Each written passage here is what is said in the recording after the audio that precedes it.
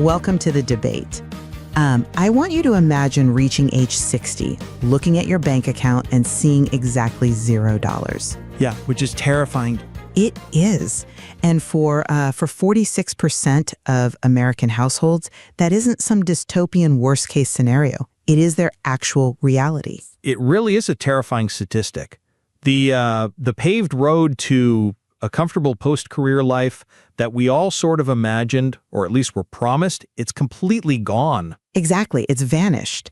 We are looking at a landscape that has undergone this profound structural shift. The old models of aging and leaving the workforce are just dead, and the safety net underneath us is full of massive gaping holes. Right. Which brings us to our central question today. In a world where traditionally retirement models no longer exist, is the opportunity space for reinventing our post-career lives a realistic and, expanding frontier? Or is it a dangerously thin and predatory illusion? It's a massive question, and to tackle it, we are grounding our discussion in the data. We're looking at numbers from the Federal Reserve, the Bureau of Labor Statistics, the National Academies, and the foundational frameworks of the Active Retirement Network. Yeah, and I'll be arguing that while the old models are dead, the intersection of a retiree's ability, willingness, and actual market opportunity can meaningfully expand through structured capability building and shared knowledge. And I'll argue that the overlap of those three factors remains incredibly tiny for the vast majority of people, mostly due to severe systemic financial deficits, physical limitations, and a marketplace that is just flooded with scams. Well, let's lay out the reality of the paradigm shift we're facing first. The entire concept of retirement has fundamentally mutated over the last few decades. I mean, in 1989, about half of working households between 50 and 60 had a traditional pension, right? A defined benefit plan. The golden ticket. Exactly, the golden ticket. You knew exactly what check was arriving every month until the day you died. The institution held all the risk. Today, only a quarter of those households have that kind of safety net. Barely a quarter, yeah. Right. We moved to a defined contribution model like the 401k, which shifted the entire burden, market risk, longevity risk, inflation risk squarely onto the shoulders of individuals.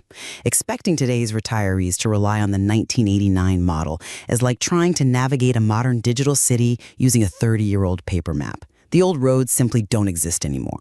Right, and individuals were never equipped to carry that burden alone. We essentially asked everyday workers to become their own actuaries and hedge fund managers, which is absurd. It is, which is precisely why we must completely reevaluate the solution space. I like to think of modern retirement as three intersecting circles in a Venn diagram. Circle 1 is your ability, meaning your skills, health, tech readiness. Circle 2 is your willingness, so your motivation and emotional bandwidth. And Circle 3 is opportunity, what actually exists out there in the market. Relying on passive savings today is like trying to cross an ocean in a leaky rowboat. You're constantly bailing water just to stay afloat against inflation. Oh, absolutely. But through frameworks like the Active Retirement Network's 7 C's toolkit, retirees are learning to lash their boats together. By updating their skills and finding vetted, flexible work, they can creatively reduce costs. The best years are achievable, but they require adaptation to expand that center overlap. I'm sorry, but I just don't buy that. Let me tell you why. Go for it. I hear the optimism there, I really do. But honestly, the brutal math just doesn't support it. If all the boats are sinking, tying them together just pulls everyone under faster. Wow. Okay, a little bleak. It is bleak.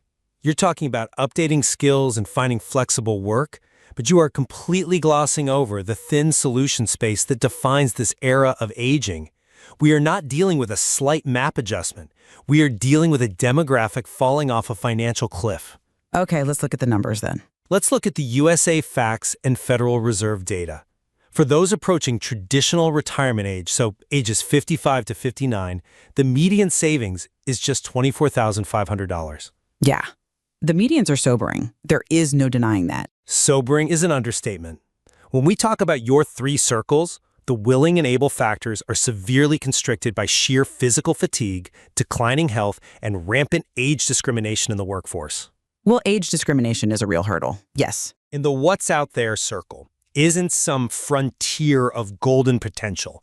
It is a minefield. The marketplace is flooded with unrealistic hustle culture promises targeting vulnerable older adults. Meanwhile, Social Security averages roughly $22,000 a year. Right, which replaces what, about 40% of pre-retirement income? Exactly, 40%. Yet financial planners consistently state that 70 to 80% is needed just to maintain a baseline standard of living. The solution space you are talking about is incredibly thin. Okay, I see why you think that. But let me give you a different perspective. That gap between 40% replacement and the needed 80% is exactly why we have to change the equation. You're framing the retirement problem as a massive financial silo that every individual must completely fill before they hit age 65.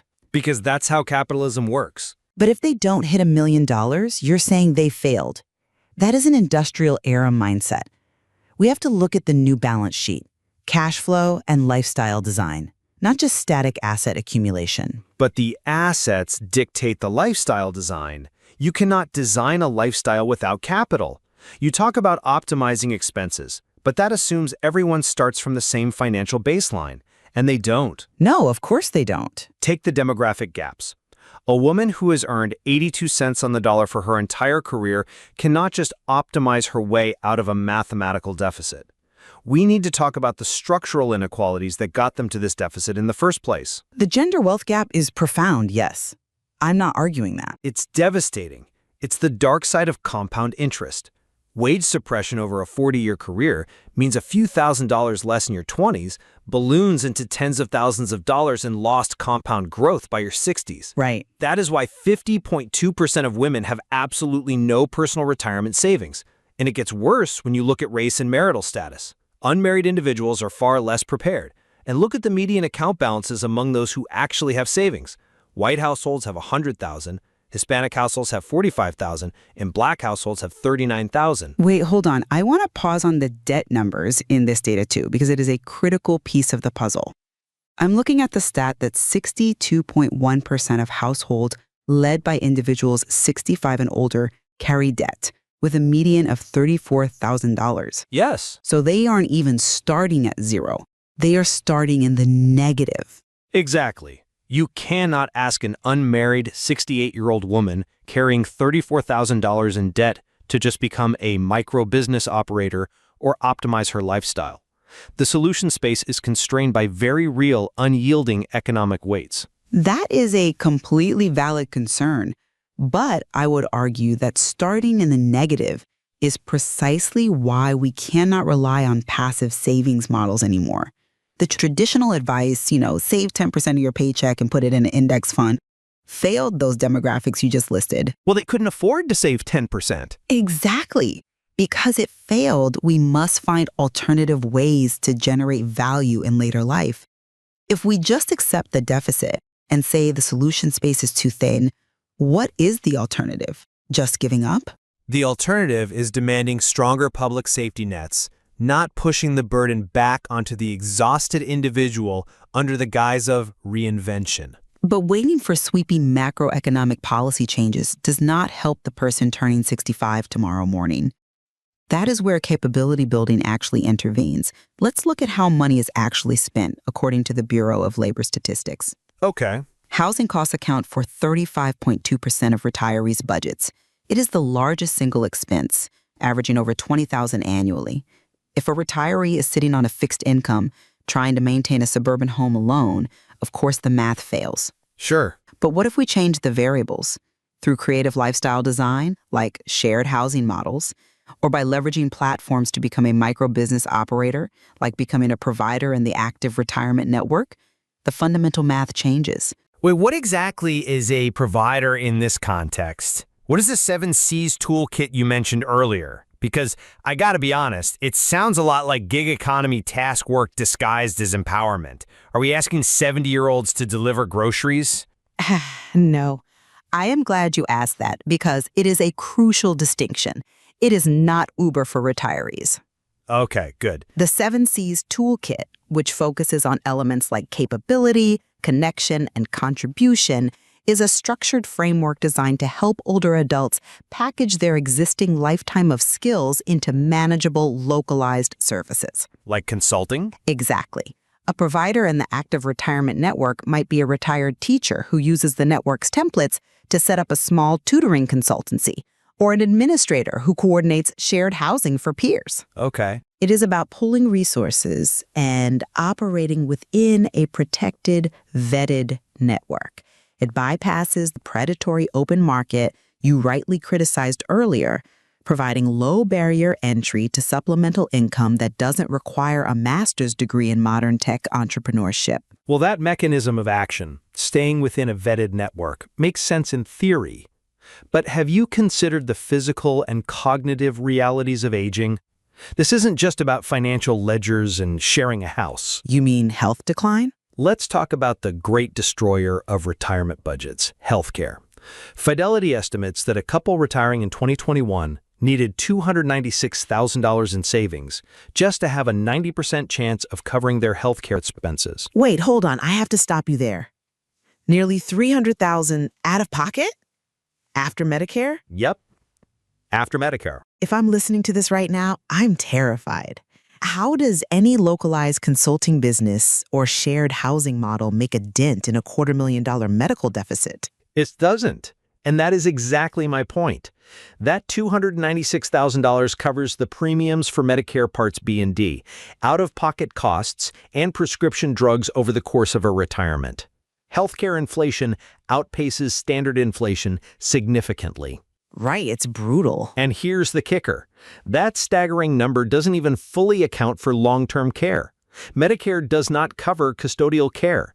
More than 70% of people who live past age 65 will eventually need long-term care. Wow, 70%. Yes. And the median cost of assisted living is over $5,500 a month. Which completely obliterates the $22,000 annual average from Social Security. In a matter of months, when you combine those physical realities with the fact that 36% of retirees have faced unexpected massive costs since retiring, you see the precariousness of this situation.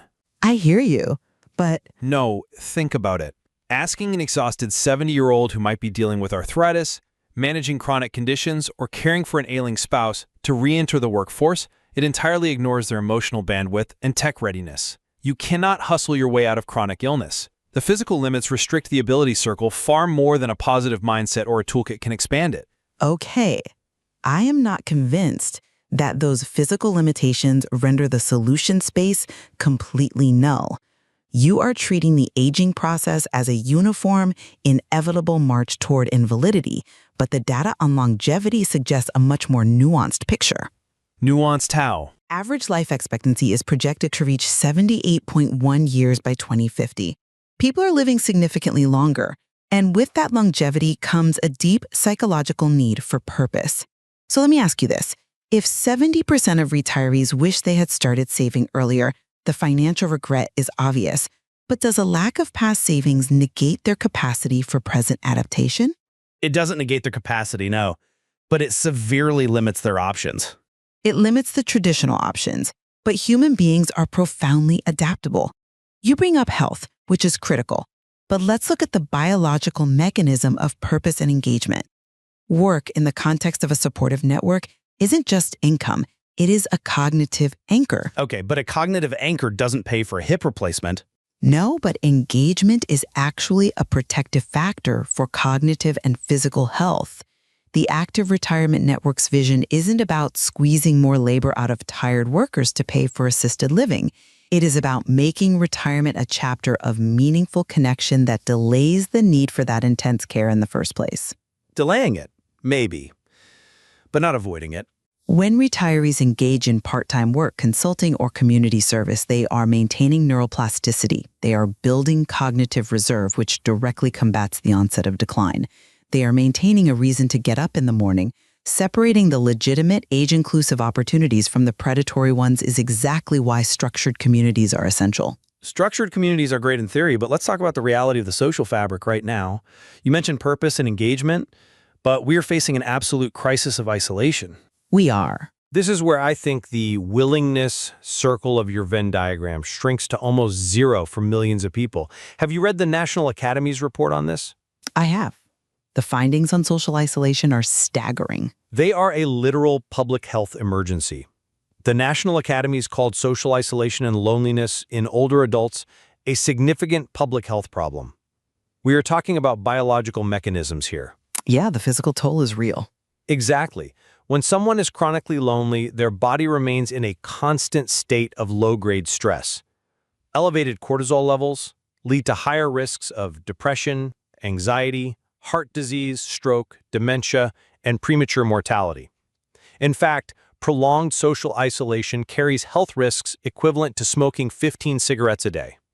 15 a day. That's just wild. And recent national polling shows that over a third of adults aged 50 to 80 feel socially isolated, and a third report a lack of companionship. Which makes perfect sense when you consider the sudden severance of professional networks upon leaving the workforce. Precisely. When someone is socially disconnected, psychologically strained by the loss of their professional identity, and terrified of outliving their $24,000 in savings, their emotional bandwidth is depleted. You cannot hand a 7 C's toolkit to someone drowning in clinical loneliness and expect them to build a boat. The systemic isolation breaks the will to adapt. I have to say, this is exactly where the financial and the psychological intersect. Isolation isn't just a symptom of a thin solution space.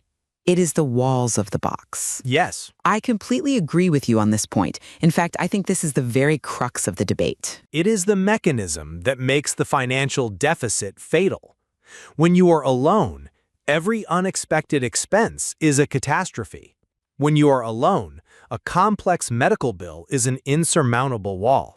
Exactly.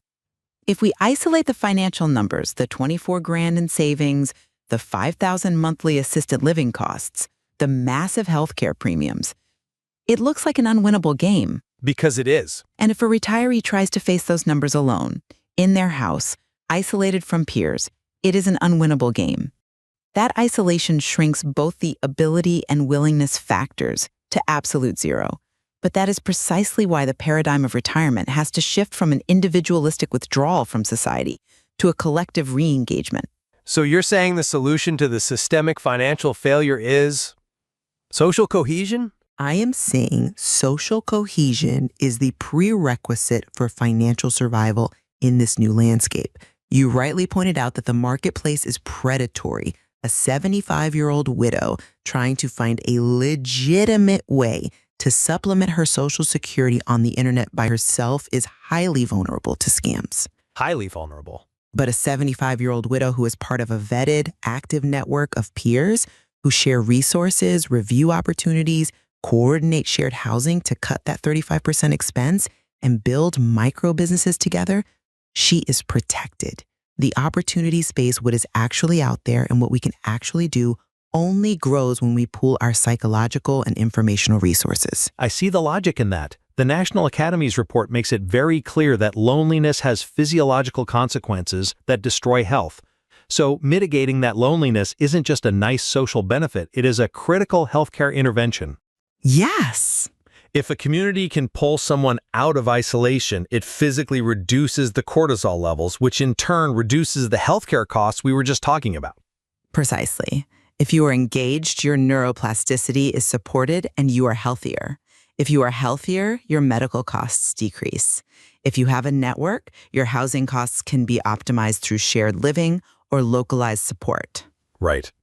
The Active Retirement Network isn't just about sending out email templates for a side hustle. It is about establishing a beacon of support. Dan Flora and Jim DeMacher, the founders, explicitly stated that the goal is to make the community the most useful, impactful connection point for anyone newly retired. It is an infrastructure project. It's replacing the bridge that vanished. But we must remain incredibly vigilant about what that infrastructure looks like. I agree that community is the only bulwark against isolation, but I remain deeply skeptical of treating the retirement crisis as an opportunity for market expansion. Sure, caution is needed. When the founders talk about the community being a beacon of support, that is vital. But the foundation of that support must be honest about the limitations. We cannot gloss over the fact that a 2.5% annual cost of living increase, compounded over a 20-year retirement, eviscerates purchasing power. It does. We cannot ignore that 2022 saw an 8.7% Social Security cost of living adjustment just to keep people's heads above water during inflation. Community support must include fierce advocacy and realistic financial triage, not just toxic positivity about the best years. And I think a truly robust community does exactly that. It provides reality checks. It provides the actual math. A community that thrives through meaningful connections has to be grounded in the truth of the situation. So where does this leave us? If we look back at the original question of whether the opportunity space for reinventing retirement is a realistic frontier or a dangerously thin illusion, I still maintain that the structural shortfalls are massive. Fair enough. The vanishing of defined benefit pensions, the crushing reality of hundreds of thousands in out-of-pocket healthcare costs, and the deeply entrenched demographic wealth gaps, they cannot be bypassed by sheer optimism. The solution space remains dangerously thin for the bottom 50% of households who have virtually no savings. For them, caution, realistic planning, and systemic protection remain paramount. And my summary is that while the financial landscape is undeniably daunting, surrendering to the statistics is not an option. The disappearance of the 1989 glide path means we have to actively redefine retirement. Through capability building, maintaining neuroplasticity through work and purpose, and connecting to vetted realistic opportunities, we can expand the frontier of what is possible in our later years. It requires effort, and it requires profound adaptation, but it is achievable. Yet we seem to have reached a critical point of convergence today. Despite viewing the mechanics of the economy differently, we both recognize that tackling these financial restructurings, combating the physiological devastation of loneliness, and vetting safe opportunities, it's absolutely impossible in a vacuum. Absolutely. The definitive variable, the only way the center of that Venn diagram actually grows, bringing ability, willingness, and opportunity together into a space large enough to sustain us, is through active community. Whether online or in real life, lashing our boats together is the only way to navigate a map where the old roads have been erased. The source material we've discussed today offers a vast amount of data, from the intricacies of reverse mortgages and shared housing to specific cost of living adjustments across different demographics. Yeah, and we highly encourage you to dig deeper into these sources. The Federal Reserve surveys, the USA Facts breakdowns, the National Academy's report on isolation, and the community frameworks of the Active Retirement Network, to form your own conclusions on how to prepare for your next chapter. The numbers are stark, but they are the reality we must build upon. We started by talking about that old, solid bridge into retirement that simply vanished. We can't rebuild the exact same bridge. The materials are gone. But perhaps by pulling together the knowledge, the realistic strategies, and most importantly, each other, we can learn how to navigate the river itself. Or at least build a raft that won't sink. Exactly. Something to think about as you map out your own next chapter. Thank you for joining us on The Debate.